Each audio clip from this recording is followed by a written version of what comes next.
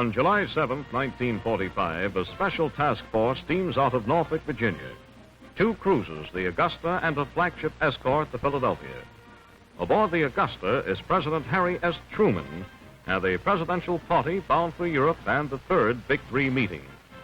This is a pleasant trip across an Atlantic whose waters are peaceful once more after nearly 6 years of Nazi U-boat terror. Even so, there is time for relaxation during the trip.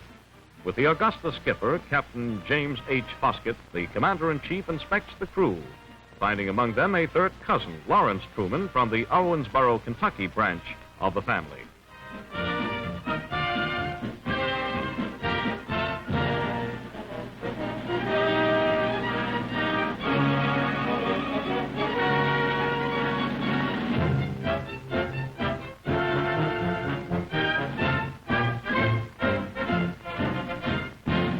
The President carries his own lunch tray in the ship's mess and makes 3 guards mighty proud as he sits down to eat with them.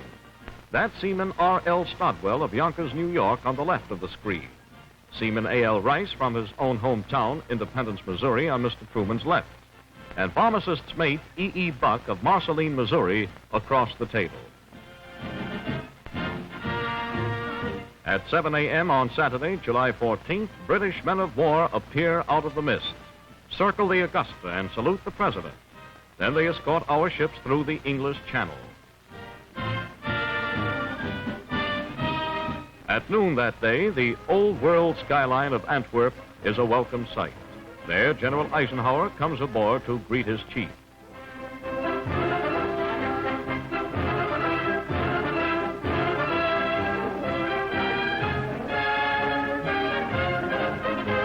The President's press secretary, Charlie Ross, joins them. So does Charles Sawyer, United States ambassador to Belgium.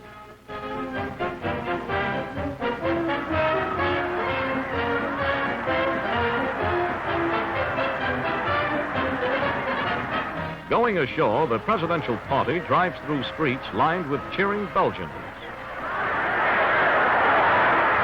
And onto a military airfield outside Brussels, where the President chats with GIs from his own outfit from World War I, the 137th Infantry.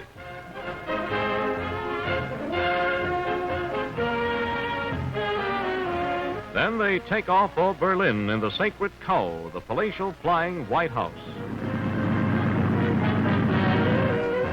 Next day in Potsdam, suburb of Berlin, the conference has been set forward 1 day because of the illness of Generalissimo Joseph Stalin. The President utilizes the extra time with a motor tour of the bombed-out ruins of Berlin.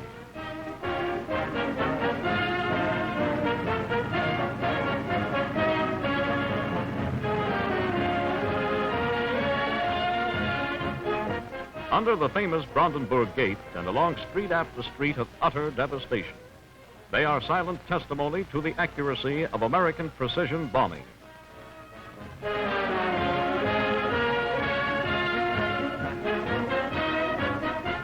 Drawn up along the famous Avis Superhighway, which leads back to Potsdam, the famous 2nd Armored Division, the Hell on Wheels Division, stands presidential inspection. The Truman party rides by in a half-track personnel carrier and gets a graphic idea of why the hard-boiled 2nd earned its ferocious nickname.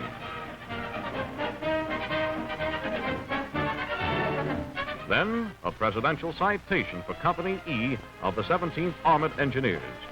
These boys, in the face of direct enemy fire, coolly threw a span across the Rhine.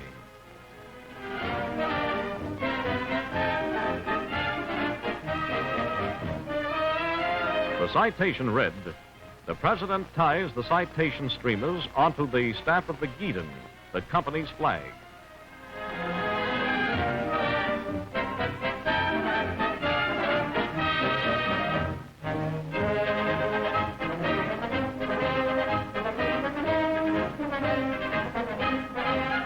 Wednesday, July 18th is a busy day.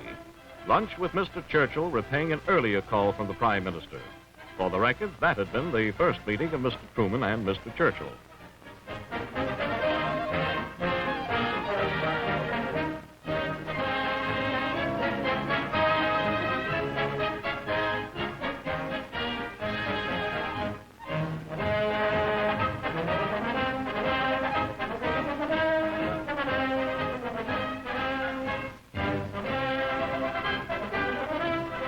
President, with Mr. Churchill, inspects an honor guard from the 2nd Battalion of Scots Guards. He salutes their Sergeant Major.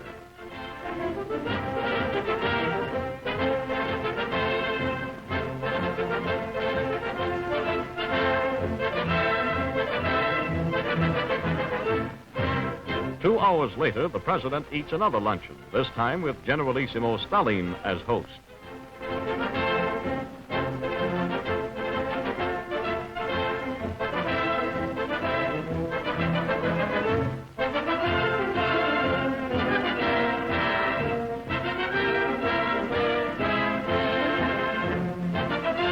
This day's social whirl immediately precedes the first plenary session of the historic conference, and the leaders of the world's three greatest nations seem in happy accord.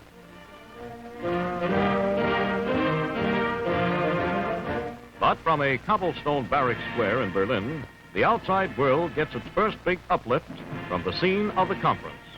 The flag which flew over the Capitol building on Pearl Harbor Day, and which was raised over Rome, is now raised over Berlin. The President, with characteristic plain talk, restates America's simple, easy-to-understand war aims. General Eisenhower, officers, men, this is a historic occasion. We have conclusively proven that a free people